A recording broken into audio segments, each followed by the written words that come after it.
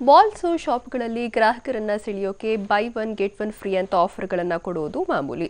ಹಾಗೆ ಕಾಲೇಜಲ್ಲೂ ಆಫರ್ ಇದೆಯಂತೆ. ಹೌದು, ನೀವು ಒಂದು ಪದವಿಯನ್ನ ಬೈ ಮಾಡಿದ್ರೆ ಗೆಟ್ ಒನ್ ಪದವಿ ಫ್ರೀ ಅಂತೆ. ಹೌದು, ಇಂಥದ್ದೊಂದು ಆಫರ್ ಕೊಟ್ಟಿರೋದು ವಿಜಯಪುರ ಜಿಲ್ಲೆ ಇಂಡಿ ತಾಲೂಕಿನ ಚಡಚಣ ಪಟ್ಟಣದಲ್ಲಿರುವ ಮೋಹನ್ ಎಜುಕೇಷನ್ ಸೊಸೈಟಿ.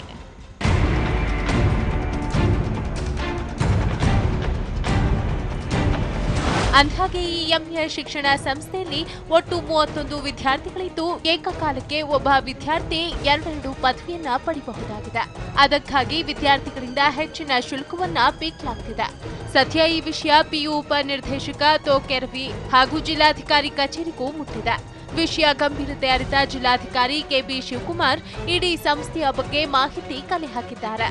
ಜೊತೆಗೆ ಪಿಯು ಉಪನಿರ್ದೇಶಕರ ನೇತೃತ್ವದಲ್ಲಿ ತನಿಖಾ ತಂಡ ಕಳಿಸಲಾಗಿದ್ದು, ತಪ್ಪು ಕಂಡು ಬಂದರೆ ಕಾಲೇಜಿನ ಮಾನ್ಯತೆ ರದ್ದುಪಡಿಸಲಾಗುವುದು ಎಂದಿದ್ದಾರೆ. ಅವರು ಒಂದು ವೇಳೆ ಇಲ್ಲಿ ಫೇಲ್ ಆಗಿದ್ರೆ ಅಲ್ಲಿ ಪಾಸ್ ಮಾಡುವುದು, ಅಲ್ಲಿ ಫೇಲ್ ಆಗಿದ್ರೆ ಇಲ್ಲಿ ಪಾಸ್ ಮಾಡುವುದು ಅಂತ ವ್ಯವಸ್ಥೆಯನ್ನು ಮಾಡಿಕೊಂಡಿದ್ದಾರೆ ಅಂತ ನಮಗೆ ಇದ್ರ ಬಗ್ಗೆ ಮಾಹಿತಿ ಗಮನಕ್ಕೆ ತರಲಾಯಿತು. ಇದು ನಾವು ಮುಂದೆ ಎನ್ಕ್ವೈರಿ ಮಾಡ್ತೀವಿ.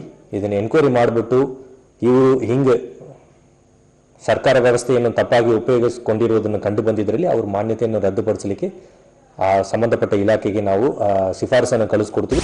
ಅಲ್ಲದೆ ಪಿಯುಸಿ ತರಗತಿಗಳಿಗೆ ಪ್ರವೇಶ ಪಡೆಯುವ ವೇಳೆ ಕೆಲವು ವಿದ್ಯಾರ್ಥಿಗಳು ನಕಲಿ ಟಿಸಿಗಳನ್ನು ಕೊಟ್ಟಿರುವ ಮಾಹಿತಿ ತನಿಖೆಯಲ್ಲಿ ಬಯಲಾಗಿದೆ.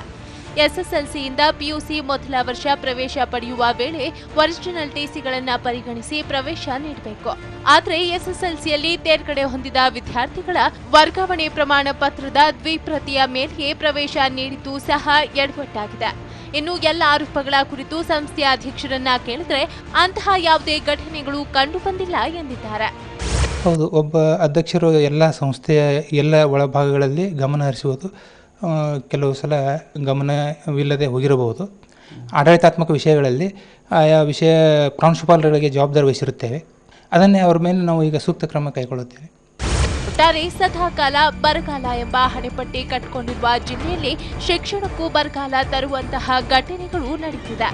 ಇನ್ನಾದರೂ ಈ ನಿಟ್ಟಿನಲ್ಲಿ ಪದವಿ ಪೂರ್ವ ಶಿಕ್ಷಣ ಇಲಾಖೆ ಹಾಗೂ ಜಿಲ್ಲಾಡಳಿತ ಕಠಿಣ ಕ್ರಮ ತೆಗೆದುಕೊಳ್ಳಬೇಕಿದೆ.